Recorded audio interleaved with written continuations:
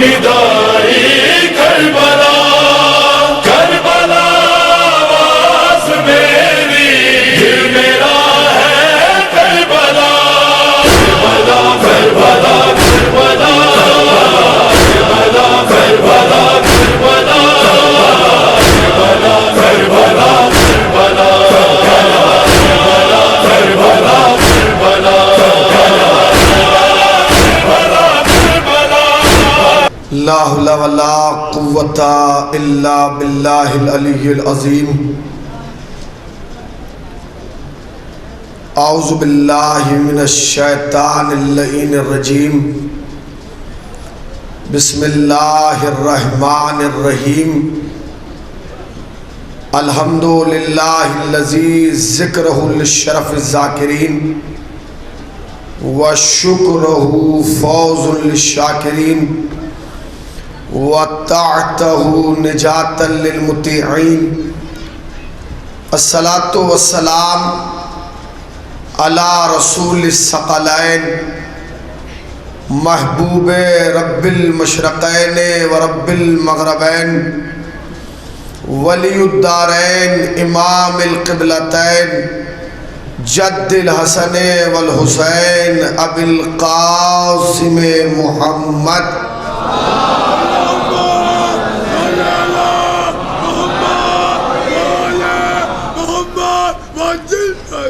अम्मा बादो फ़क़त क़ालल्लाहु हक़ सुब्हानहु तबारक व तआला व क़ौलुहुल हक़।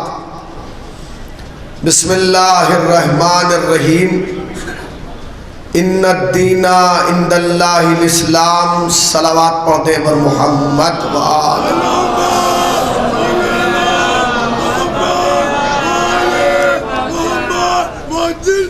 इंतहाई वाजिबुल एहतराम मवालिया ने हैदर करार कलमा गोया ने सरवर कायनात अज़ादारा ने समर तफसीर आया कौसर नौजवाना ने अली अकबर गुलामा ने गाजी अब्बास व कनीज़ा ने हज़रत फ़ातिमतुज़ ज़हरा सलामुल्लाह अलैहा।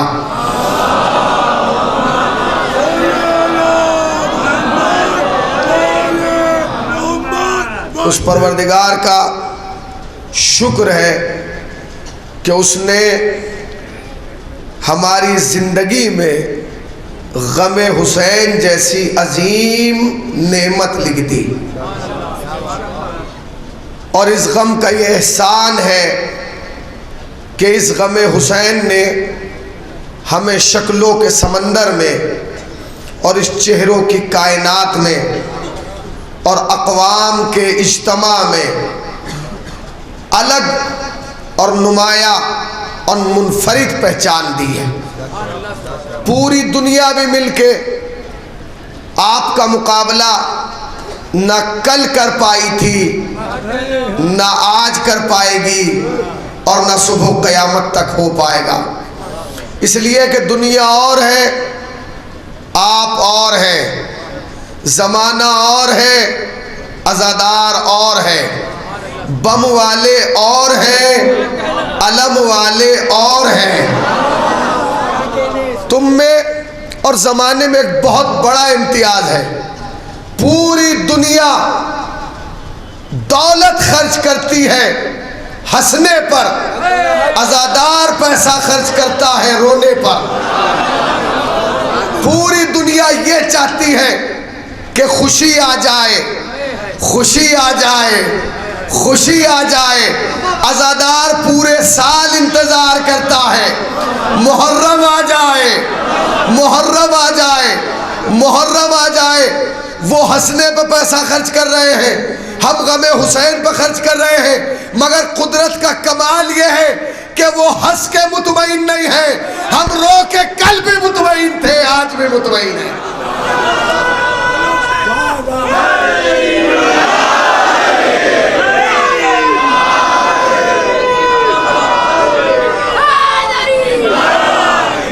अज़ादार ये सैयदुश्शुहदा एक जिंदा मौजज़ा है। खुदा की कसम आप महसूस नहीं कर सकते इस बात को कि इमाम हुसैन अलैहिस्सलाम ने हम पर और आप पर क्या एहसान किया। इस शक्लों के समंदर में हम गुम होकर रह जाते, दुनिया हमें गुम कर देती, हमारी शनाख्त मिटा देती। मगर पूरी दुनिया की पहचान चेहरे से होती है, अज़ादार की पहचान किरदार से होती है। और याद रखना, ये फर्श अज़ा इसलिए बिछाई जाती है ताकि ज़माने को बता दिया जाए कि सिर्फ हम नाम के अज़ादार नहीं हैं, किरदार के अज़ादार हैं। हमारा अमल हुसैन के अमल के मुताबिक है, हमारी सोच हुसैन की सोच के मुताबिक है, हमारी फिक्र हुसैन की फिक्र के मुताबिक है, हमारे नज़रियात हुसैन के नज़रियात के मुताबिक है, हमारी हाँ हुसैन की हाँ के मुताबिक है, हमारी ना हुसैन की ना के मुताबिक है। दुनिया का कोई जालिम जाबिर बादशाह ये ना समझे कि किसी अज़ादार से वो किसी गलत बात पर हाँ करा लेगा। इसलिए कि हुसैन ने मदीने से चलते चलते कह दिया था, यजीद तू क्या सोच रहा है, मुझ जैसा तुझ जैसे की बैत कर ले, मुझ जैसा तुझ जैसे की बैत कर ले। हुसैन ने इसी लफ्ज में बता दिया था कि मुझ जैसे भी बहुत सारे हैं, तुझ जैसे भी बहुत सारे हैं। आप आते जा रहे, जिंदाबाद।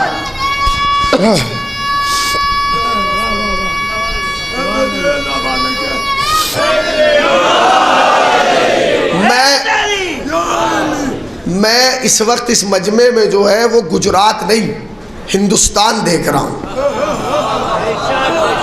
ये मजमा गुजरात का नहीं है सदर साहब, ये हिंदुस्तान जमा हो गया।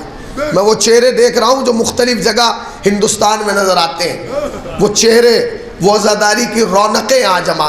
मैं बस आपसे इतना चाहूँगा कि अगर आपको मजलिस में शिरकती करना है तो थोड़ा करीब आ जाएं, इसलिए कि हम बिला फसल के मानने वाले हैं।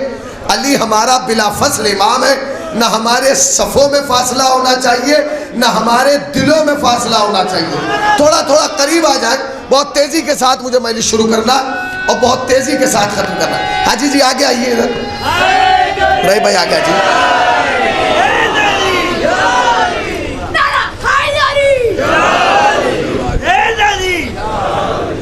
आप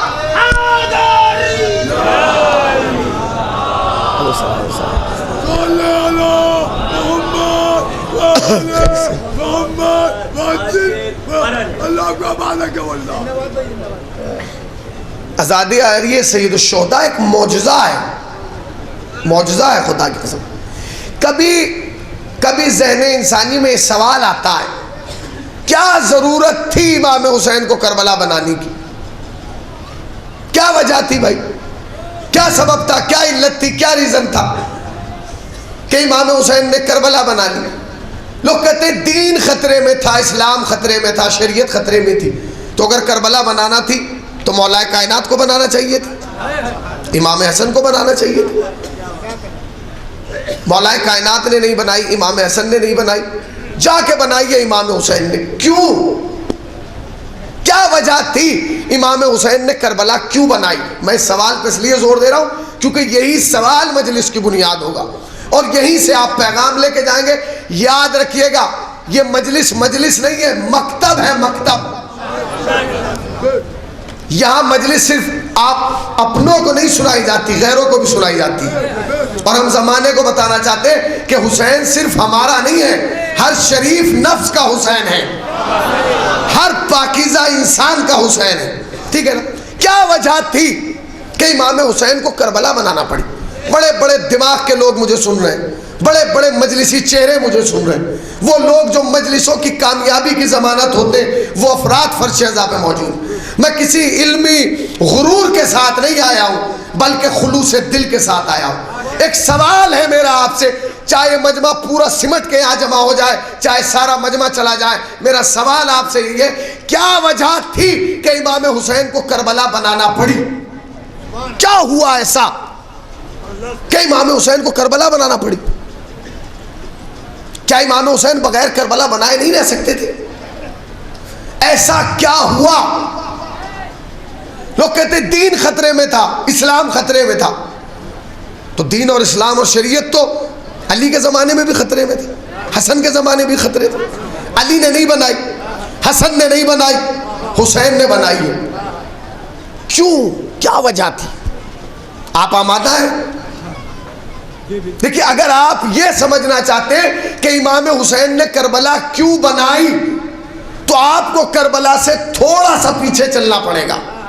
जब आप थोड़ा सा पीछे चलेंगे तो समझ में आ जाएगा कि इमाम हुसैन ने करबला क्यों बनाई, क्या वजह है कि इमाम हुसैन ने करबला बनाई। अगर मैं एक सवाल करूं अपने जवान से कि अगर करबला ना होती तो क्या होता, तो वो उठ के कहेगा मौलाना अगर करबला ना होती तो ये मिंबर ना होता, ये फर्श अज़ा ना होता, ये ताज़ियादारी ना होती, ये मातमदारी ना होती, ये अज़ादारी ना होती। नहीं, ये तो एक सामने का जवाब है। सोचिए अगर करबला ना होती तो क्या होता। इमाम हुसैन ने करबला क्यों बनाई? मैं अपनी गुफ्तगू को यहाँ से शुरू कर रहा हूँ भाई। जहाँ आपको महसूस हो कि मजलिस हो रही है वहाँ बोल जाइएगा, मगर हर हुसैनी की तवज्जो चाहता है हुसैनी एक एक लफ्ज़ पर। तीन ज़माने हैं, तीन ज़माने हैं। एक वो ज़माना है जिसमें नबी बनफ्से नफीस मौजूद है, हमारा और मुसलमानों का रसूल बनफ्से नफीस मौजूद है। एक ज़माना वो है। एक ज़माना वो है जो नबी की हयात ख़त्म होने के बाद, ज़ाहिरी हयात ख़त्म होने के बाद शुरू हो रहा।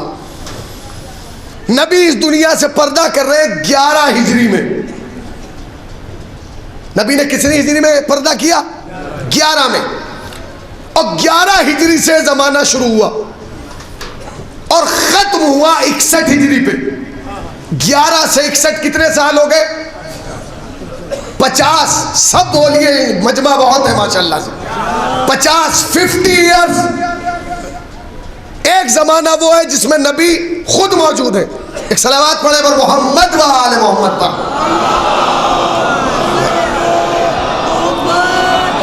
इजाजत है मेरे वाजिबुल एहतराम मोहसिन दोस्त बड़े भाई मौलाना नदीम असगर साहब क़िबला तशरीफ लाए, इनकी इजाज़त से बात शुरू कर रहा हूँ भाई। क्या वजह थी कि इमाम हुसैन ने करबला बनाई, करबला को सजाया? क्या वजह थी? तो इसके लिए हमें थोड़ा सा पीछे जाना पड़ेगा। तीन ज़माने। एक ज़माना वो है जिसमें नबी बनफ्से नफीस मौजूद है, और एक ज़माना वो शुरू होता है जो नबी के पर्दा करने के बाद, इस दुनिया से जाने के बाद 11 हिजरी में, और वो ख़त्म होता है 61 हिजरी पर। और एक ज़माना वो है जो 61 हिजरी से शुरू हुआ और 1438 हिजरी तक आ गया, जिसमें हम और आप बैठे हैं। तीन ज़माने। एक ज़माना वो जिसमें नबी है, एक ज़माना वो जो 11 हिजरी से शुरू हुआ और 61 हिजरी तक आया, और एक ज़माना वो जो 61 हिजरी से शुरू हुआ और आज तक चल रहा है। हमें उस ज़माने पे बात नहीं करना जिसमें नबी हैं, हमें उस ज़माने में बात नहीं करना जिसमें हम हैं, हमें उस 50 साल पे बात करना है जो नबी के बाद के 50 साल हैं।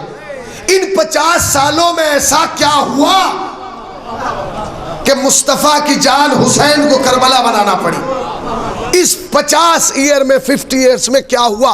मैं 50 मिनट के अंदर 50 साल तारीख तुम्हारे हवाले करके आगे बढ़ जाऊंगा। 50 साल में ऐसा क्या हुआ?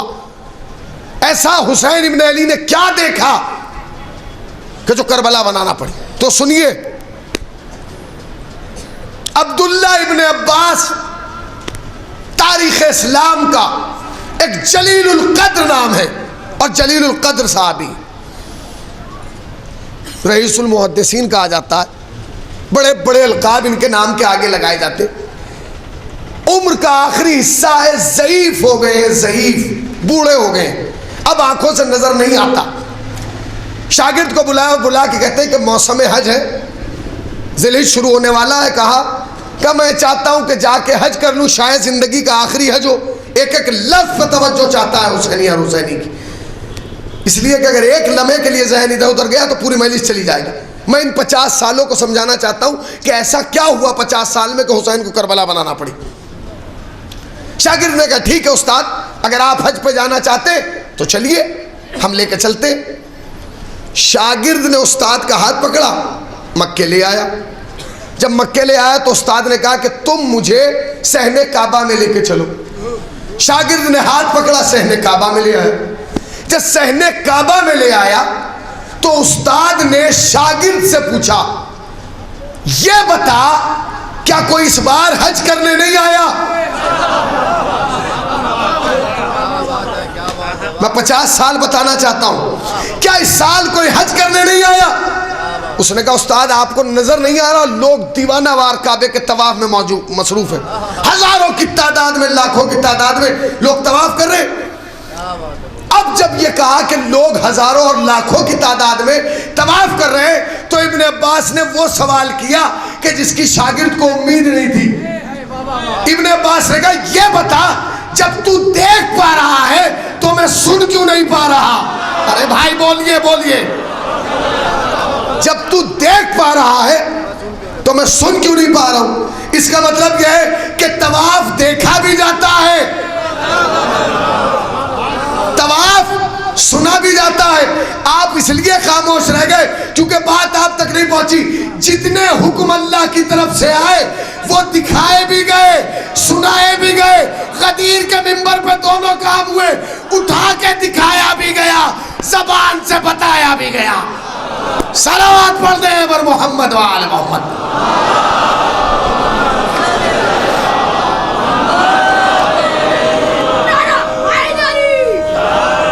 उस्ताद ने कहा जब तू देख पा रहा, सलामत रहिए, यही चिराग जलेंगे तो रोशनी होगी, ठीक है ना? कहा के बता जब तू देख पा रहा है मैं सुन क्यों नहीं पा रहा हूं? उसने कहा देखिए ऐसा है कि आपको शायद कुछ पता नहीं, अभी नबी को गए हुए ज्यादा दिन नहीं हुए थे। उन्होंने कहा क्या नहीं पता? शागिर्द ने उस्ताद का हाथ पकड़ा, सहाबी है उस्ताद, सहाबी है। शागिर्द ने हाथ पकड़ा, कोने में लाया और ला के कहता है आपको शायद किसी बात की खबर नहीं। कहा क्या खबर नहीं? अरे जब तू तवाफ देख रहा है तो मुझे आवाज क्यों नहीं आ रही? जो लोग हज पे गए हैं वो बताएंगे कि जब तवाफ करते तो खामोशी से नहीं करते, बल्कि जबान पर एक कलमा जारी करते, लब्बैक अल्लाहुम्मा लब्बैक, तालिबिया है। कब वो आवाज मुझे क्यों नहीं आ रही? शागिर्द ने करीब लाया, मुंह पे हाथ रख के कहा उस्ताद सुनिए तो। अब वो आवाज सुनाई नहीं देगी। क्या क्यों आवाज सुनाई क्यों नहीं देगी? कहा कि इसलिए कि अमीर शाम ने, यजीद के बाप ने ऐलान किया है कि जिसे हज करने आना है वो चुपचाप करे, सहने काबा में शोर गुल न मचाए। बस ये कहना था, सहाबी के तेवर बदल गए। कहता है इसका मतलब यह है कि मुस्तफ़ा की शरीयत कुछ नहीं रही हाकिम के हुक्म के सामने। और कहता है मुझे काबे के करीब लेके चल। शागिर्द उस्ताद को काबे के करीब लाया, उस्ताद ने अपनी कमर दीवारे काबा से मिलाई। बूढ़ा सहाबी, कमर झुका हुआ सहाबी, दोनों हाथ उठा के बुलंद करता है और कहता है लब्बैक अल्लाहुम्मा लब्बैक। तवाफ करते हुए हाजियों ने सहाबी को देखा, बरदस्ता कहा जब अमीर शाम की ये सहाबी होके नहीं मानता, हम उम्मत होके कैसे मान ले? ठीक है ना? या मिल के बोलिए ना बोलिए, कोई मुश्किल नहीं है।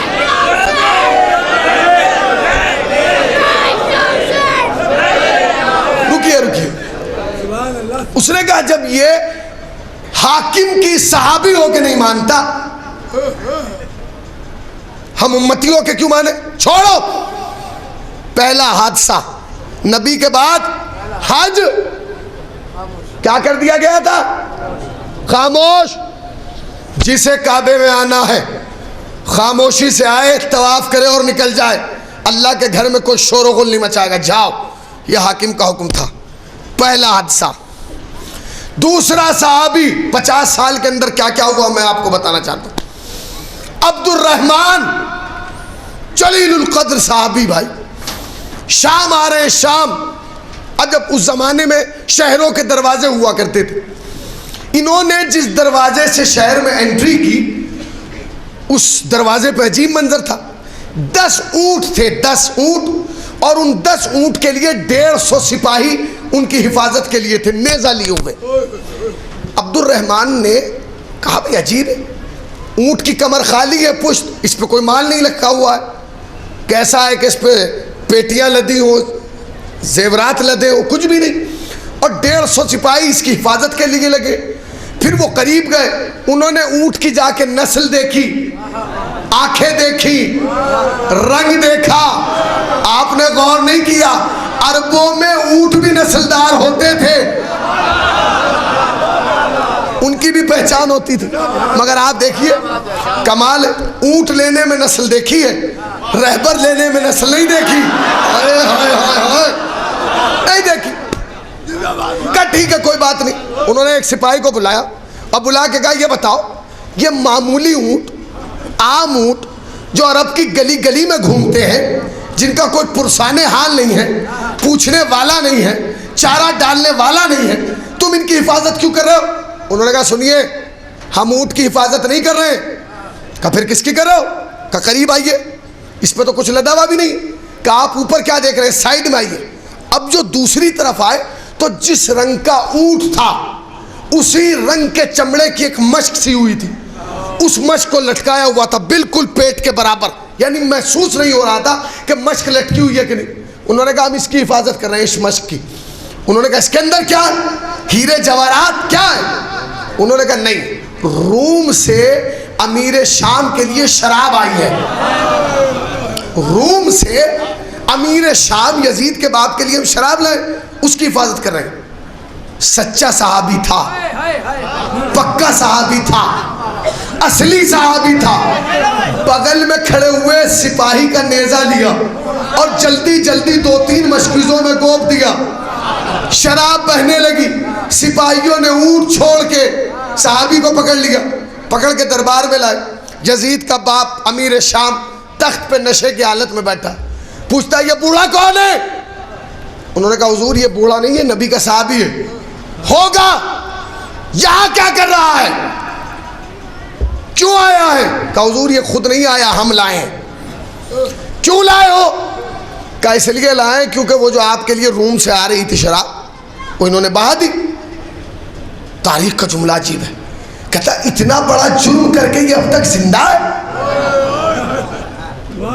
कहा फिर क्या करे? कहा इसकी गर्दन मार दो, कत्ल कर दो। जैसे ही कत्ल का नाम सुना, जल्लाद तलवार लेके आगे बढ़ा। ये अमीर शाम के कुर्सी के बगल में कुर्सी और बिछी थी जिस पे अमरियाज बैठे थे, कूद के सामने आ गए। कहने लगा बादशाह सलामत, जान के अमान पाऊं तो एक जुमला कहूं? कहो। का मुझे कत्ल कर दीजिए, इसे मत कीजिएगा। और जला लाया बादशाह को। कहता खिलाते हमें, पिलाते हमें, पालते हमें, टुकड़ा हम दे रहे, जान इसकी बचा रहा है। जुमला सुनिएगा अगर जाग रहे। उसने कहा मैं इसे नहीं बचा रहा हूं। अरे जरा बोलिए भाई बोलिए, अगर बात आप तक नहीं जा रही तो फिर खामोश रहिए। कहा हुजूर मैं इसे नहीं बचा रहा हूं, आप ही को बचा रहा हूं। इसका बचाना तुम्हें बचाना है। का क्या मतलब? का ये मामूली आदमी नहीं, ये है सहाबी। अगर ये तेरे दरबार में मारा गया तो हर मुसलमान ये पूछेगा किस खता में मारा। अरे बोलिए भाई बोलिए, किस खता में मारा, किस जुर्म में मारा? और जब हम ये बताएंगे कि इसने शराब के खिलाफ आवाज बुलंद की थी तो मुसलमान कहेगा कि अगर इस्लाम में शराब पीना जायज होती तो नबी का सहाबी खिलाफ ना बोलता। महसूस किया आप? बिखर के नहीं, मिल के।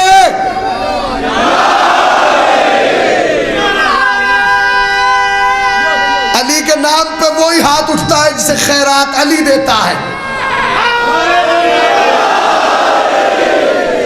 आबाद रहिए, सलामत रहिए। यही चिराग जलेंगे तो रोशनी होगी।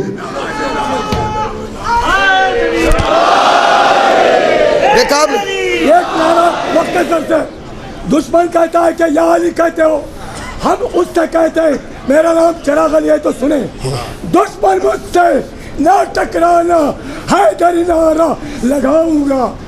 दुश्मन मुझसे ना टकराना, हैदरी नारा लगाऊंगा। नाम चिराग अली है मेरा, जलते हुए को जलाऊंगा। दोनों हाथों को बुलंद करते हुए और दुश्मनों की तेज तेज चलिए।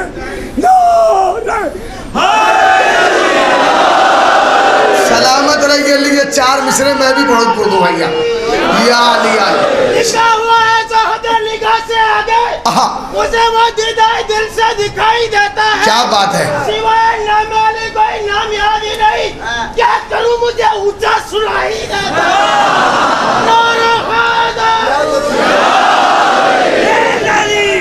ये 4 मिसरे मैं भी पढ़ दूं, नदीम भाई की इजाजत से, इनकी मौजूदगी में पढ़ रहा हूं कि खूने रगे हयात बहाया न जाएगा, खूने रगे हयात बहाया न जाएगा, उनसे मेरे हुसैन पे रोया न जाएगा।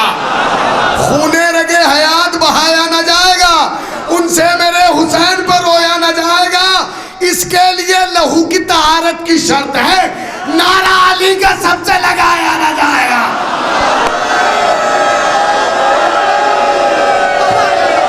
बिखर के नहीं मिलके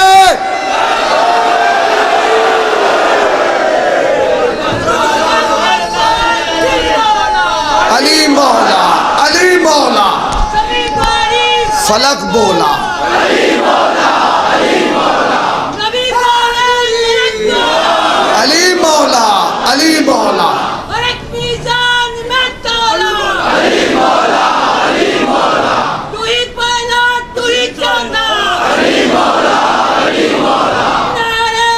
बिखर के नहीं मिलके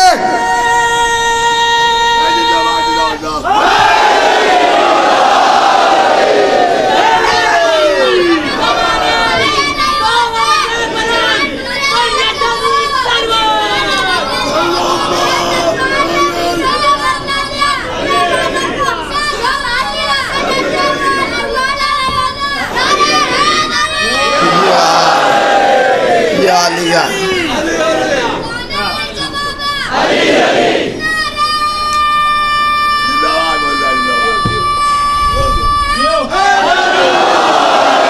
यही चिराग जलेंगे तो रोशनी होगी। तो सुनो, उसने कहा सुनो, एक सलावात पढ़े मोहम्मद।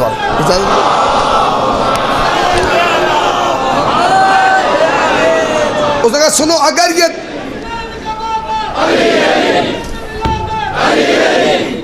क्या कहना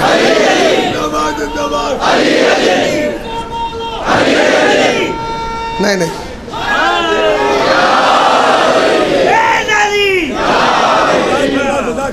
उसने कहा सुनो, अगर ये दरबार में मारा गया तो कल तेरे दरबार के सामने मुसलमानों का हुजूम होगा और वो ये पूछेंगे ये बता इसको किस जुर्म में कत्ल किया। ये है नबी का सहाबी, और जब हम ये बताएंगे कि इसका जुर्म ये था कि इसने शराब के खिलाफ क़याम किया था, शराब के खिलाफ आवाज़ बुलंद की थी, तो फिर सब समझ जाएंगे कि अगर शराब पीना जायज़ होती तो नबी का सहाबी कभी खिलाफ क़याम ना करता। सलाम करो ना अब्दुल रहमान को, जिसने सहाबी की पहचान बता दी और सुबह क़यामत तक बता दिया। जो शराब के खिलाफ बोले वो सहाबी है, जो बादशाह की बगल में बैठ के पिए वो सहाबी नहीं है।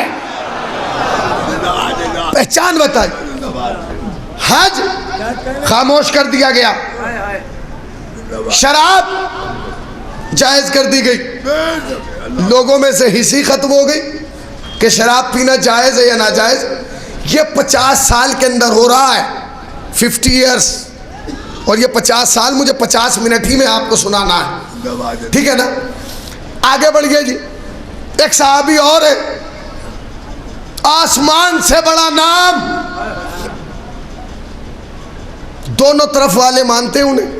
ये जो 2 सहाबी मैंने पहले गिनाए, इन्हें भी दोनों तरफ वाले मानते हैं, हम भी और हमारे भी। हम भी मानते और हमारे बड़े भाई भी मानते, दोनों तरफ माना जाता है।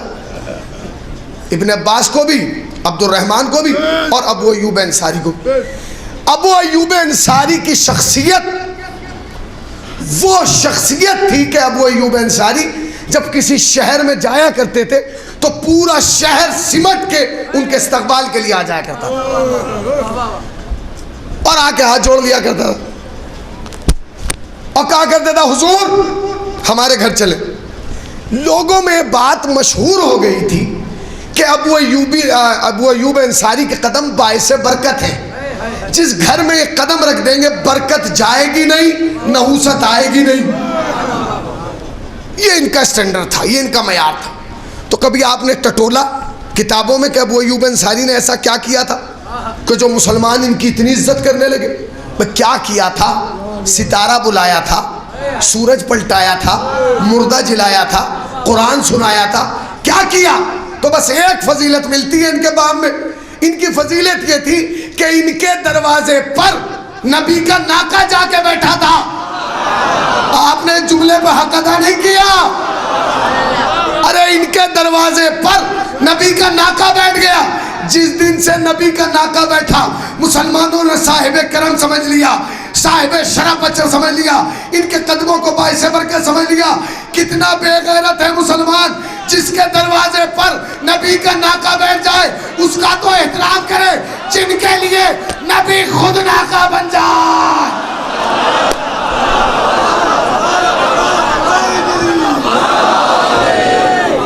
जिनके लिए, जिनके दरवाजे पर नबी का नाका बैठा उसका तो एहतराम हो रहा है, और जिनके लिए नबी खुद नाका बने। आप तो ऐसे चुपे जैसे मैं अपनी तरफ से पढ़ा। अरे नबी नाका बने या नहीं, शायद ना आपको सुनाई दिया ना दिखाई दिया, मगर एक शख्स था जिसने नबी को नाका बना हुआ देखा। और जब चले नबी, एक तरफ हसन एक तरफ हुसैन, पहले नूर थे, हसन और हुसैन को बिठा के नूर लला नूर हो गए।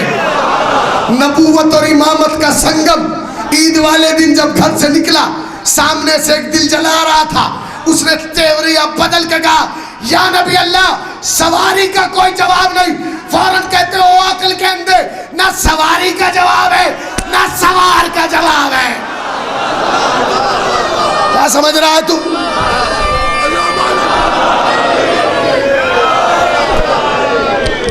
न सवारी का जवाब न सवार का जवाब। चले आगे बढ़े। अब अबू अय्यूब अंसारी आ गए शाम। जब शाम आए तो क्वालिटी तो यही थी, पूरा शाम सिमट के आ गया। सरकार मेरे घर, मेरे दरवाजे पर, मेरे गरीब खाने में एक कदम, एक कदम। उन्होंने कहा ठीक है कोई बात नहीं, हम हर के घर जाएंगे एक मिनट के लिए, बस एक लम्हा के लिए, ताकि दिल ना टूटे। ठीक है जी। उन्होंने कहा भाई पहले यही गली ले लो, इसी गली से गुजर जाएंगे। पहले घर में गए, इस्तग़फ़ार पढ़ के वापस। दूसरे घर में गए, इस्तग़फ़ार पढ़ के वापस। तीसरे घर में गए, इस्तग़फ़ार। पूरी गली में जिस घर में जाते इस्तग़फ़ार पढ़ के वापस। एक साहब ने कहा हुजूर कहीं तो रुक जाइए, आप जिस घर में जाते इस्तग़फ़ार पढ़ के वापस आ जाते। उन्होंने कहा किसी मुसलमान के घर में लेके चलो तो रुकू। आए हाय कैसे सुन लिया, किसी मुसलमान के घर में।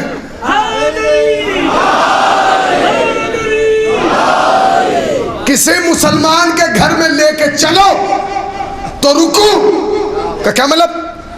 क्या मैं जिस घर में जाता हूं ना उस घर में टॉयलेट जो है बैतुल खला किबला रुख बनी हुई है। क्या तुम्हें नहीं मालूम कि नबी की शरीयत में, इस्लाम में काबे की तरफ बैठ के हाजत को पूरा करना मना किया गया? उन्होंने हाथ जोड़ के कहा हुजूर हमारे यहाँ तो ऐसे ही बने थे जैसे मक्के और मदीने में बने।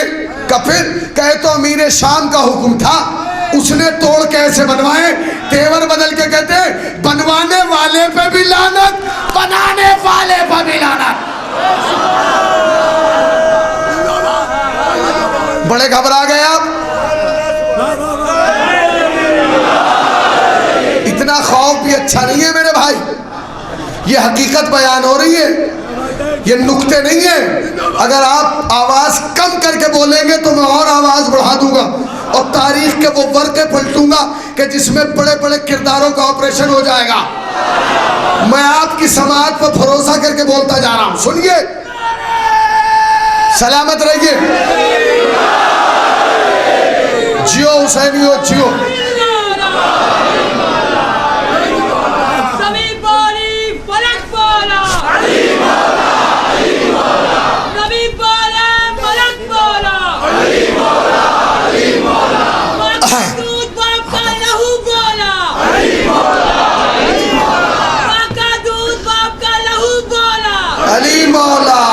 मौला।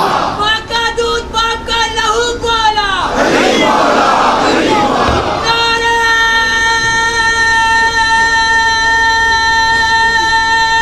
बिखर के नहीं मिलके।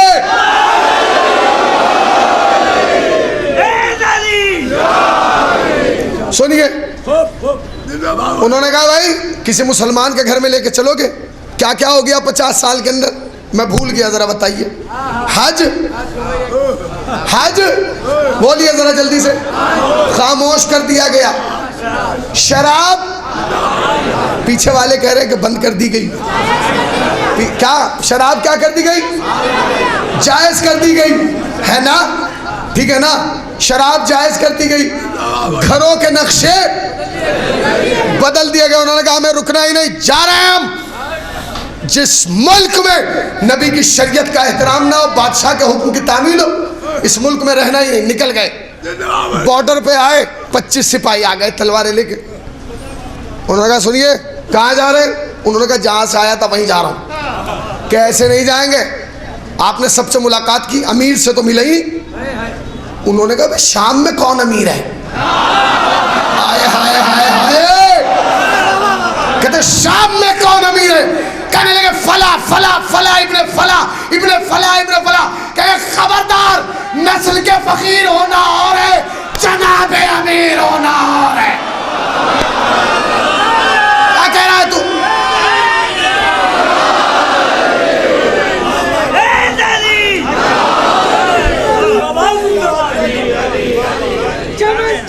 कली कली शहर कली कली गुलाब कली कली।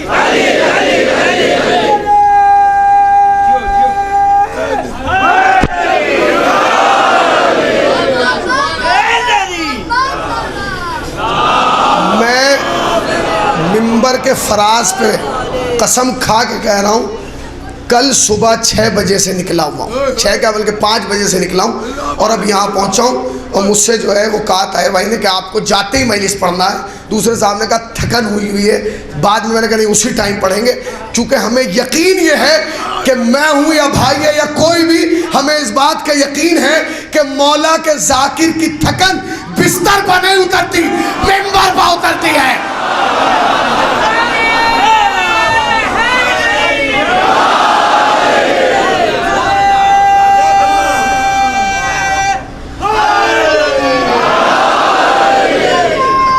उन्होंने कहा चलिए, बुलाया आपको अमीर ने। उन्होंने कहा कौन अमीर? उन्होंने कहा फला इब्ने फला इब्ने फला इब्ने फला इब्ने फला इब्ने फला। कोई अमीर नहीं, कायनात में बस एक अमीर है और वो मौला जनाबे अमीर है। कि नहीं चलिए। उन्होंने कहा मैं नहीं जाऊंगा। कहने लगे या तो चलिए वरना हम जबरन लेके जाएंगे। तलवारें निकाली। उन्होंने कहा ठीक है चलते। चले गए। अब जब दरबार में पहुंचे तो ऐसे एंट्री की उन्होंने, सामने बड़ा यजीद बैठा हुआ था।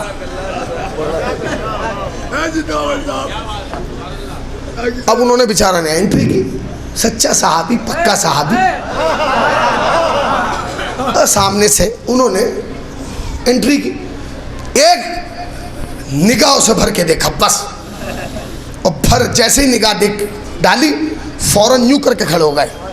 बादशाह सामने बैठा है, दरबारी बैठे। अब वो यूब अंसारी ने कदम रखा, एक दफा देख के यूं करके खड़े हो गए।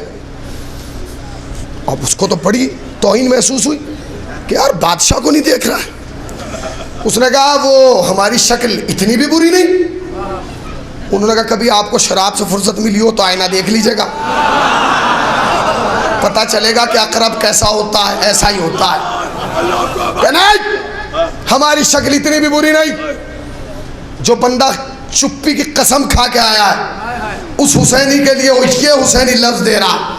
उसने कहा इतनी भी हमारी शक्ल बुरी नहीं। उसने कहा बात शक्ल की नहीं है, बात यह है कि एक तो तू ये कहता है कि तू मुसलमानों का अमीर है, खलीफतुल मुस्लिमीन है, कातिब वही इलाही है।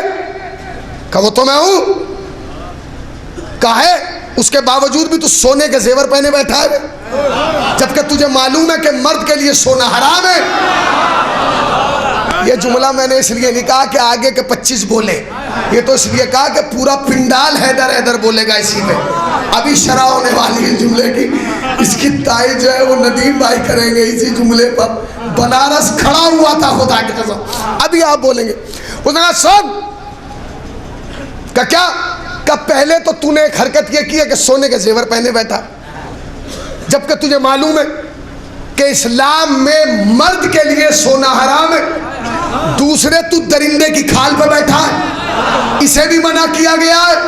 अब मैं आप सबकी जानिब से अबू अय्यूब अंसारी की बारगाह में जाके हाथ जोड़ के अर्ज करता हूं, ए अबू अय्यूब अंसारी, नाराज क्यों हो रहे हैं, खफा क्यों हो रहे हैं? अरे आप पूरी रिवायत पढ़िए और गौर कीजिए, सोना मर्द के लिए हराम है। अरे बोलो भाई बोलो, नुक्ते का ऑपरेशन करूं? भाई आप नाराज क्यों हैं? सोना फिर महसूस कीजिएगा, सोना मर्द के लिए हराम है। अगर ये अपने आप को मर्द समझता,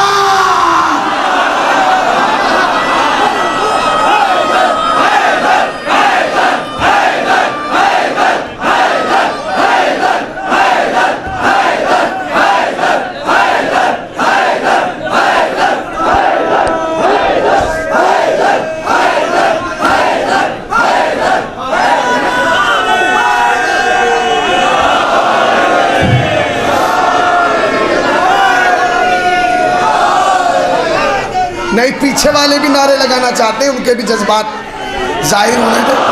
या अली या अली भाई, सलामत रहिए सलामत रहिए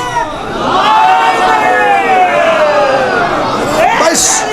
या अली या अली, सोना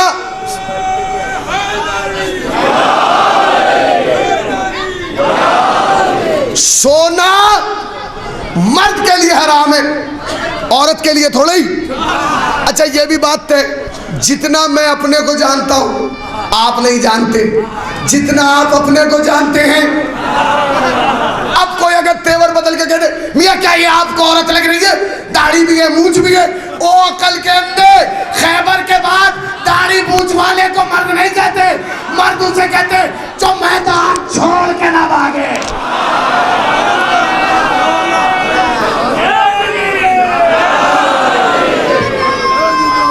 उन्होंने कहा सुनो,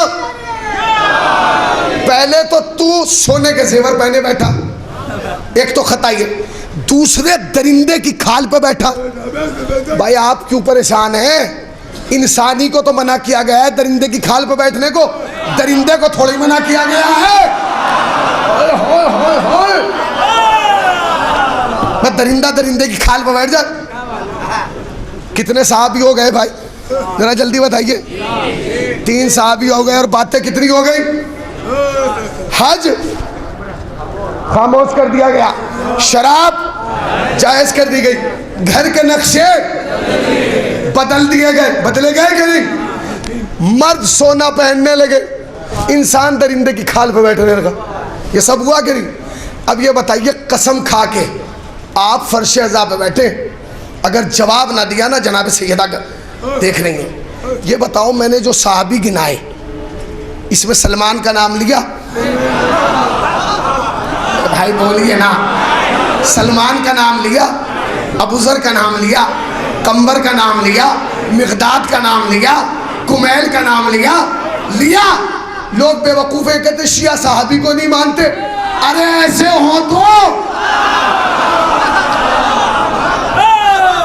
हो तो हम मानेंगे। और याद रखना, शियत में साहबियत का एक मयार है, हमारे यहाँ हर भागने दौड़ने कूदने फांदने वाले को साहबी नहीं कहते। हमारे यहाँ साहबियत का मयार ये है कि अब्र हिलाली हो, रंग बिलाली हो, कामिलुल ईमान हो, नाम जनाब सलमान हो, माल हो तो बेज़र, इल्म हो तो अबूज़र, अर्श पे हो तो तारे, फर्श पे हो तो हिदायत के मीनारे, कुरान के साथ हो तो कुरान के पारे, अहले बैत के साथ हो तो सारे हमारे। ऐसा हो तो लाओ।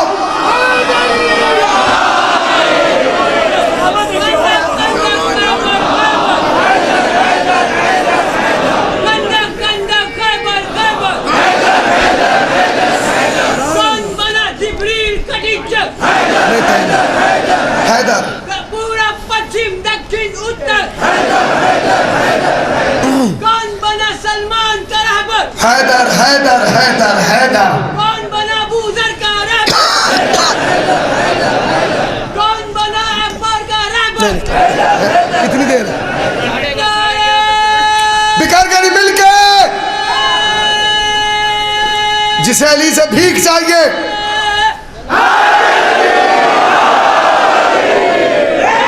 मोहम्मद कमाले अली बवाज़े बुलंद पंजतनी सलवार।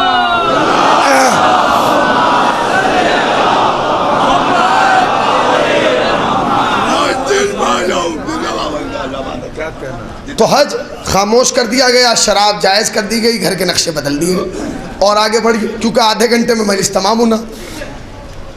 जब बड़े यजीद का वक्त आखिर आया ना, बड़े समझ यजीद समझ गए ना, यजीद के डैडी फादर, वो परेशान हो गए, बिल्कुल हालत ख़राब हो गई। तो उन्होंने कहा यार चलो मरते मरते एक मारकाई कर लेते, अली से एक जंग कर लेते, आर पार की जंग हो जाएगी, आर पार की। बड़ी मेहनत की, बड़ा लश्कर तैयार किया और लश्कर वश्कर तैयार करके उसे खूब सजाया और सजा वजा के एक दिन अमरयास को बुला के कहेंगे सुनो मैं तुम्हें कुछ दिखाना चाहता हूँ। उन्होंने कहा क्या? अब लेके दिखाया इतना बड़ा लश्कर। कहीं कहे के लिए तुमने जमा किया? कह लगे मैं चाहता हूँ उम्र का आखिरी हिस्सा है, अली से आर पार की एक जंग हो जाए। उसने जंग मुंह देख के कहा आर पार की, आप आर की लड़ लीजिए, पार तो बहुत दूर जाएंगे, आर की पार तो बहुत दूर है। क्या मतलब? कहे जो आपने लश्कर तैयार किया है ये कीड़े मकोड़ों का, क्या सोच रहे हैं आप ये सोच रहे हैं कि इस बात का इंतजार करेंगे कि अली तलवार निकाल लेंगे, हमला करेंगे? कौन का गलत फहमी है आपको? अली जितना बड़ा शुजा है ना, जितना बड़ा सिपाही है, जितना बड़ा तलवार का धनी है, उससे बड़ा खतीब है। जब अली घोड़े की जीन के मिंबर पर बैठ के एक बार कहेंगे अना अली इब्न अबी तालिब, तो इस लश्कर में आधे भाग जाएंगे, आधे गिर जाएंगे, आधे मर जाएंगे।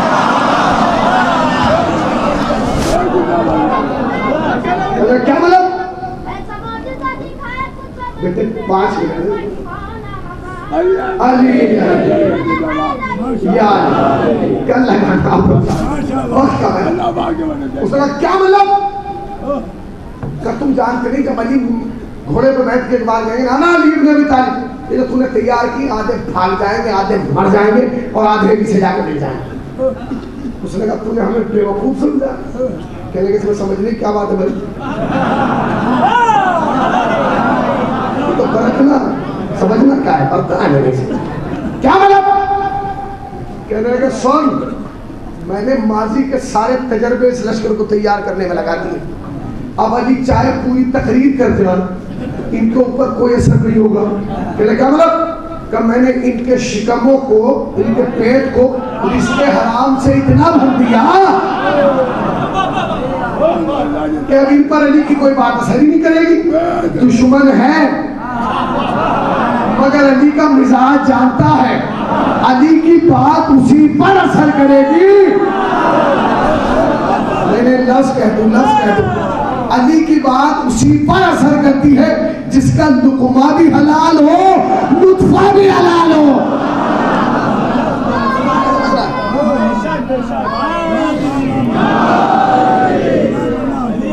क्या मतलब? का मैंने बड़े मुश्किलों से तैयार किया, ये ना भागेंगे ना डरेंगे, कुछ नहीं, ये अली से डट के मुकाबला करेंगे। अच्छा अमरयास को बोलने का बहुत औका था, कहने लगा अच्छा ये तो बात सही है, ये ना डरेंगे ना भागेंगे। अगर इस लश्कर में कोई अली वाला आ गया और उसने मैदान में उतरने से पहले इनकी जड़ें काट दी तो ये जाएंगे ही नहीं, लड़ेंगे कहाँ से? उसने कहा ये तो मैंने सोचा ही नहीं था, ये तेरे दिमाग में कैसे प्रोग्राम आए? कि हाँ ये बताइए कि अगर कोई अली वाला आ गया उसने रातों रात पूरे मजमे को तेरे खिलाफ कर दिया तो? कहा वो पकड़ लीजिए बस वो जो अली वाला इस मजमे में। तो कहेगा सुन ये राय तूने दी है, पकड़ के भी तू ही लाएगा। अरे तुमने राय दी है, तुम जाओगे पकड़ने। उसने कहा मैं कह भी दिया और फंस भी गए कि 3 दिन का मौका दीजिए, 3 दिन का। मार का कितना भी बड़ा हो टाइम इन्होंने 3 ही दिन का लिया। अदब पे तो दाद दिया करें, इशारे तो समझा करें। 3 दिन बाद आया, 3 दिन बाद आया, उसने कहा लाए पकड़ के, उसने कोई नहीं पकड़ा गया। तो कहने लगा कोई है ही नहीं, कि नहीं है मगर कोई पकड़ा नहीं गया। कहने क्या मतलब कि बस एक फार्मूला लाया हूं मैं, जिस फार्मूले से पता चलेगा कि इस लश्कर में कौन तेरा है कौन अली वाला है। क्या मतलब देखो मैं पूरे 3 दिन और रात तेरे लश्कर में रहा और मैंने उनकी बातें सुनी, खेमों में बैठ बैठ के, चौकड़ियों में, चौपालों में, तेरा लश्कर बस एक ही कश्मकश में। क्या तूने ऐलान किया है कि कल हम अली के खिलाफ खुरूज करेंगे, निकलेंगे, चलेंगे लश्कर लेके। कहा कल है बुध, परसों है जुमा। इतनी बॉडी मखलूक बैठी है मेरे सामने, ये अल्लाह मुझे ताकत दे कि ये हुसैनी हर हुसैनी तक अपनी बात पहुंचा दे। कहने लगा पूरा लश्कर इस कश्मकश में कि कल है बुध, तूने ऐलान किया कल हम चलेंगे, तो कल बुध है परसों जुमा। सारा लश्कर ये कह रहा है कि बताओ भाई अमीर ने तो अजीब कश्मकश में डाल दिया, कितना बेहतर था कि हम जुमा पढ़ के चलते, जुमा भी हो जाता, अली के मुखालफत भी हो जाती। उसका क्या मतलब बस यही एक फार्मूला ऐसा है जो ये बता सकता है कि कौन अली वाला है। अब जिसकी रगों में अली गूंजता है, अगर वो हुसैनी ना बोला तो इस हुसैनी को अफसोस रह जाएगा। क्या मतलब बस यही एक फार्मूला। सुबह होते ही ऊंट पर बैठ के पहुंचा और कहे लश्कर वालों परेशान ना हो, ना जुमा रहेगा, हमारा जुमा हो जाएगा। तो लोग पूछेंगे क्या हम जुमे के बाद चलेंगे, तो कहना नहीं हम चलेंगे भी आज और जुमा भी होगा। तो लोग कहेंगे वो कैसे, कहा ऐसे कि हम जुमे की नमाज बुध ही को पढ़ेंगे। अरे कैसे तुम चुप रह गए, कहने लगा हम जुमे की नमाज बुध ही को पढ़ेंगे। उसने कहा इससे क्या होगा, कि बस यही एक फार्मूला है कि जिससे अली वाला पकड़ा जाएगा। क्या मतलब जब तू ये कहेगा कि हम जुमे की नमाज बुध को पढ़ेंगे, जो तेरे वाला होगा वो तो चुप बैठा रहेगा, जो अली वाला होगा वो खड़ा हो जाएगा और कहेगा तेरा दिमाग खराब है। क्या वो तुझे कैसे पता, क्या मैं जानता हूँ अली वाला, अली वाला, अली वाला सब कुछ बर्दाश्त कर सकता है, शरीयत की तौहीन बर्दाश्त।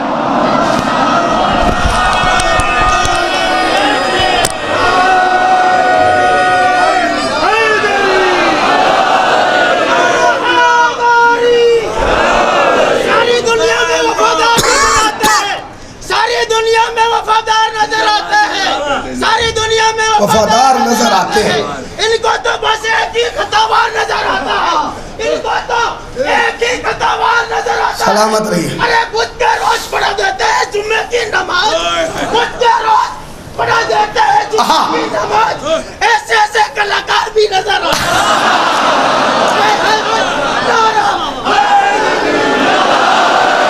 कलाकार नहीं, ऐसे ऐसे भी मक्कार नजर आते हैं, ऐसे ऐसे भी शैतान नजर आते हैं, ऐसे ऐसे भी मरवान नजर आते हैं। सुन, जब तू ये कहेगा कि परेशान मत हो हम जुमे की नमाज बुद्धि को पढ़ेंगे, तो जो तेरे वाला होगा तो चुप बैठा रहेगा क्योंकि हराम खाए हुए, मगर जो अली वाला होगा वो सब कुछ बर्दाश्त कर सकता है, शरीयत की तौहीन बर्दाश्त नहीं कर सकता।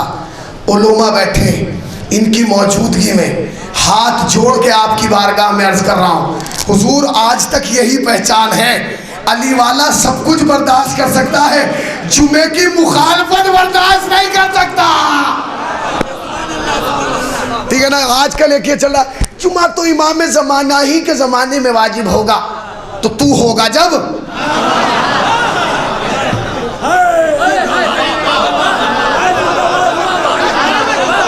आप रहेंगे।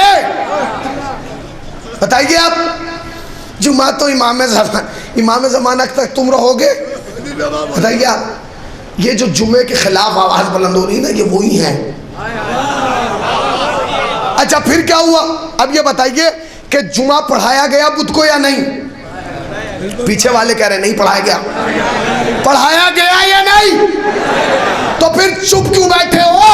कहते क्यों नहीं? जिसने जुमा बुद्ध को पढ़ाया उस पे भी लानत, जिसने पढ़वाया उस पे भी लानत।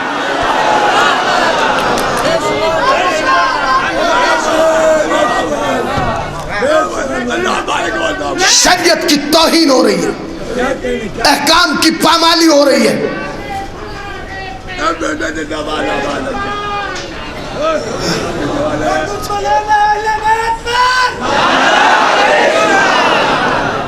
उसने कहा सुनो, जुमा बताइए जल्दी से, बुध को हो गया। क्या क्या हो गया भैया 50 साल में? याद है आपको? मेरा हाफजा बड़ा कमजोर है, मैं पीछे की बातें भूल गया क्या क्या हुआ। आप याद रखिएगा, जब माविया ने ये देख लिया कि मुसलमानों का ज़मीर इतना मुर्दा हो गया कि जुमा बुध को पढ़ रहे हैं, तो उसने सोच लिया कि अब आसान है कि इनके सरों पर यजीद जैसा हाकिम मुसल्लत कर दिया जाए। ये 50 साल के अंदर हुआ, यजीद जैसा हाकिम बिठा दिया। उसने यही किया कि जाते जाते आते आते यजीद को हाकिम बना गया। वो बन गए हाकिम बन गए। अब कैसे बने हाकिम? सुनिए आप जुमला। ख्वाजा हसनी एक जुमला लिखते, वो कहते यजीद अपने बाप से एक कदम भी पीछे नहीं था। हो कैसे खामोश रह गए। तुम्हारे सुकूत पे कुर्बान होने को दिल चाहता है। कभी कभी तो ऐसा लगता है बहुत सा तो इस इंतजार में बैठा रहता है जिब्राइल आए तो मैं बोलूंगा। जिब्राइल नहीं आएंगे, मुझे ही बोलना है और तुम्हें समझना। ख्वाजा हसनी लिखते हैं कि यजीद अपने बाप से एक कदम भी पीछे नहीं था। वही करता था जो बाप करता था, घर के अंदर भी वही करता था, घर के बाहर भी वही करता था। ये था यजीद, घर के अंदर भी वही करता था, घर के बाहर भी करता था, वही करता था जो बाप। मगर फिर लिखते कि यजीद अपने बाप से एक कदम पीछे तो ना रहा, मगर 2 कदम आगे निकल गया। अरे 2 कदम बाप से भी आगे? क्या मतलब? का इसने 2 काम ऐसे किए जो इसके बाप ने भी नहीं किए थे। वो 2 काम क्या किए? का पहला काम तो यह किया कि इसने उलमा का लिबास पहनाकर बंदरों को मिंबर पे बिठाया और निस्बत दी उन बुलंद जातों से। पहला काम यह किया। और दूसरा काम यह किया कि मस्जिद में बैठकर शराब पी। इसके बाप ने नहीं किया था, इसके बाप ने नहीं किया था। ये सब कितने साल में हो गया? 50। हज खामोश, शराब जायज, घरों के नक्शे बदल दिए गए, मर्द सोना पहनने लगे, इंसान दरिंदे की खाल पर बैठने लगा, जुमा बुध को पढ़ाया गया, उलमा का लिबास पहना के बंदरों को मिंबर पर बिठाया, मस्जिद में बैठ के शराब पी गई। अब भी पूछ रहे हो हुसैन ने करबला क्यों बनाई?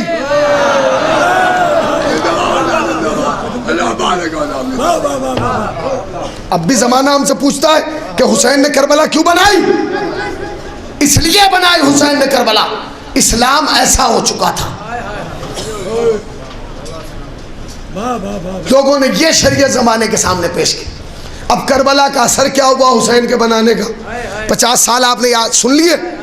इस करबला के बनाने का असर क्या हुआ, वो असर सुनिए। 50 साल थे इतने से, इस मजमे में 50 साल के लोग बैठे होंगे, उससे ज्यादा अल्लाह उनकी उम्र को और तवील करे, उनका साया हमारे सरों पर बरकरार रखे। 50 साल तो हो गए इतने, और 50 साल खत्म हुए 61 हिजरी में। अब एक जमाना शुरू हुआ 61 हिजरी से और आज तक आया 1438 हिजरी तक। कितने साल हो गए? 61 से 1438, 1300 साल से ज्यादा हो गए ना। ये बताइए कि 50 साल ज्यादा है या 1300 साल? भाई अब बोल दीजिए बस। मजलिस का नतीजा, हुसैन ने जो करबला बनाई उसका असर क्या है? वो सुन लीजिए आप भाई, 50 साल इतने से और 1300 साल इतने शुमार नहीं किया जा सकता, सोचा नहीं जा सकता 1300 साल के लिए। मगर हुसैन की बनाई हुई करबला का असर जानते क्या हुआ? उन 50 सालों में दुश्मन में इतनी ताकत थी कि उसने अल्लाहुम्मा लब्बैक की आवाज बंद कर दी। क्या 1300 साल के बाद किसी के बाप में दम है जो लब्बैक या हुसैन की आवाज? मिलके बोलिए, लब्बैक या हुसैन, लब्बैक या हुसैन,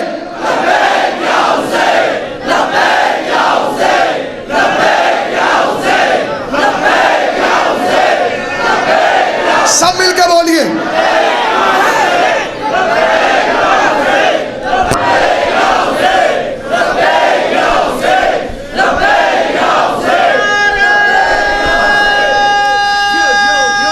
बिखर के नहीं, मिलके।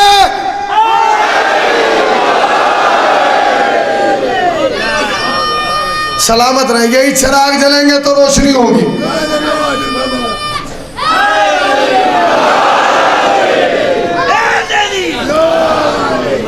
बताइए आप, 50 साल में दम था यजीद के बाप में कि उसने अल्लाह की लब्बाइक बंद कर दी। 50 साल के बाद किसी के बाप में दम है? कोई तो जमाने का यजीद निकल के आता। हाय हाय हाय, यजीद तो आज भी पाए जाते हैं। जिसे आपके मुल्क से भगाया गया वो भी तो यजीदी था। एक भाग गया, कुछ अभी छुपे हुए हैं, उन्हें भी निकाल दिया जाएगा।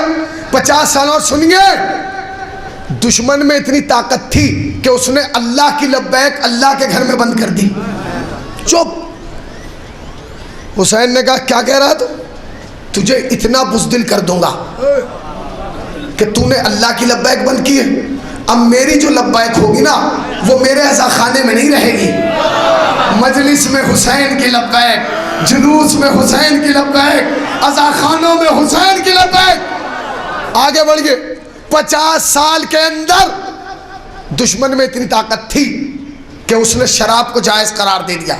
क्या 1300 साल के बाद मुसलमानों के किसी फिरके में दम है? मियाँ, अगर कोई शराब पी भी लेता है ना, पी भी लेता है और नशे के आलम में उससे पूछे आप मुसलमान हो, कहेगा नहीं। ये किसका खौफ है? ये हुसैन का खौफ है, ये हुसैन का खौफ है। 50 साल में दुश्मन में ताकत थी, 50 साल में दुश्मन में ताकत थी कि उसने लोगों के घरों के नक्शे बदलवा दिए। अब दम है तो यजीद अपने घर का नक्शा बदल दे, बदले। भाई यजीद तो है ना, अब भी जितने हुसैन के खिलाफ बोल रहे हैं सब यजीद है, जितने अज़ादारी के खिलाफ बोल रहे हैं सब यजीद है। याद रखिए, शक्लें बदल सकती है, किरदार नहीं बदल सकता।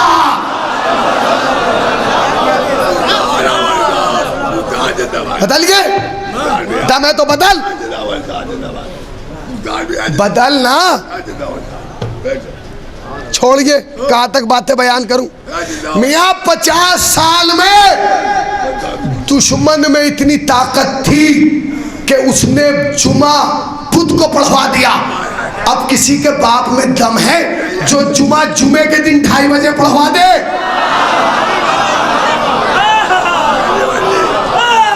बताइए आप, है किसी में दम? अगर 1 मिनट इधर उधर हो तो जमात चली जाती है। किबला जुमे का टाइम खत्म हो गया, ज़ोहरैन पढ़ा दीजिए।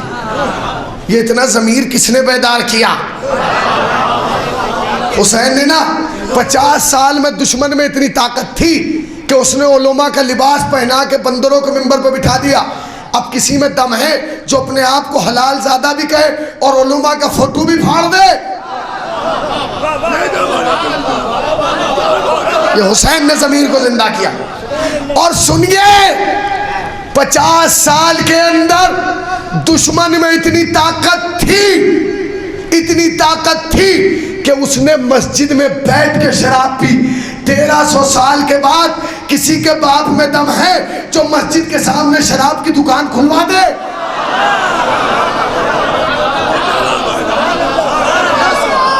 यही सुन लीजिएगा पूरा खमसा। रियाज भाई बैठे हैं, दिल्ली से आए, इनके हमने 9 साल खमसा पढ़ा, इस साल नहीं पढ़ा, तो बड़े नाराज, अब भी घूर रहे हैं, कह रहे कि आप उतरिए नीचे, मैं इधर से जाऊंगा नहीं, इधर से चला जाऊंगा। सलावत पढ़े बर मोहम्मद वाले मोहम्मद। 50 साल के अंदर ये सब हुआ, 1300 साल हो गए। अब समझे करबला का एहसान क्या है? हाय हाय हाय, करबला का एहसान क्या? कुछ लोग कहते हैं मियाँ हुसैन करबला में हार गए, यजीद जीत गया। चल तेरी बात बढ़ा देते हैं, जीत गया यजीद, हुसैन हार गए। मगर अगर हुसैन हारे हैं तो फिर जुमे को नहीं बुध को होगा। अरे यार क्या कह रहा हूं भाई मैं? अगर हुसैन हारे हैं तो जुमे को नहीं बुध को होगा। और याद रख, जब तक जुमे को होता रहेगा हुसैन की जीत का ऐलान। सलामत रहिए।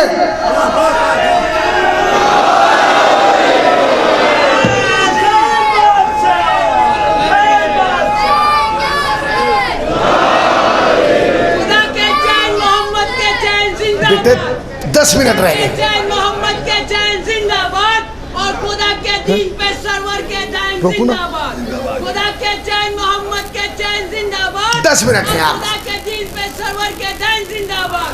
कोई घर यजीद को अब कर्मा बुला ले आए, उसे भी कहना पड़ेगा हुसैन जिंदाबाद। 50 साल के अंदर हुसैन ने जो तारीख देखी थी उसे इतना कमजोर कर दिया कि अब कयामत तक वही होगा जो शरीयत मुस्तफ़ा होगी। हुसैन हार गए, यजीद जीत गया। जीता है यजीद तो करा जुमा बुध को, पिलवा मस्जिद में शराब पिलवा। अच्छा कितने फिरके हैं मुसलमानों में? हनफी, शाफई, हम्बली, कादरी, जिलानी, इधर का उधर का, यहाँ का वहाँ का, सब है, सब है। मैं गलत कह रहा हूँ? मैं गलत है? बताइए आप, 4 इमाम हैं? 4 इमाम हैं या नहीं? हनफी है, शाफई, हम्बली, फला, मालिकी, ये सब हैं 4 इमाम। साइम चिश्ती जब अपना मजहब छोड़ के शियत में दाखिल हुए तो सब ने उन्हें घेर लिया, कहने लगे आपने शियों का मजहब क्यों कबूल किया? शियों का। उन्होंने कहा मैंने किसी शिया का मजहब कबूल नहीं किया। कि नहीं, आपने तो शियों का मजहब कबूल किया। उसने कहा खुदा की कसम मैंने शियों का मजहब कबूल नहीं किया। कहने लगे नहीं। उसने कहा कौन कह रहा है? कि लोग कह रहे हैं। कि लोग क्या? मुझसे पूछो मैंने किसका मजहब कबूल किया। कह लगे किसका? कह लगे मैंने शियों का नहीं, अबू तालिब का मजहब कबूल किया है। हाय हाय हाय, अबू तालिब का मजहब आखिरी आदमी तक।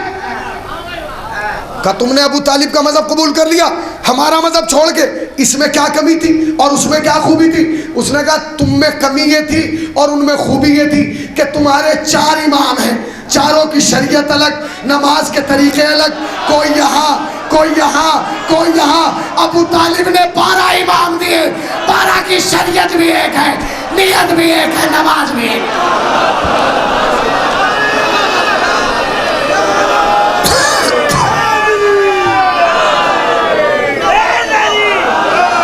बताइए। अरे भाई रुक जाइए, नारे मत लगाइए, बस सुन लीजिए। कहिए आप कौन? हनफी, आप हम्बली, आप संबली, आप कारागढ़ी, आप कहाँ के? भाई आपने दीन किससे लिया? आपने इस्लाम किससे लिया? इमाम शाफी से, भाई माशाल्लाह। आपने इमाम मालिक से, आपने हम्बली से, आपने कंबली से, आपने फलाने से। ओ भाई ये सारे इमाम करबला के बाद हुए हैं। करबला में तो खाली 2 इस्लाम थे, एक हुसैन वाला, एक यजीद वाला। ये बताइए आपने किससे लिया? भाई ये जो तुमने इस्लाम लिया हुसैन से लिया या यजीद से करबला में? अब अगर ये कहते कि यजीद से लिया, गला पकड़ लेंगे। फिर पढ़ जुमा बुध को।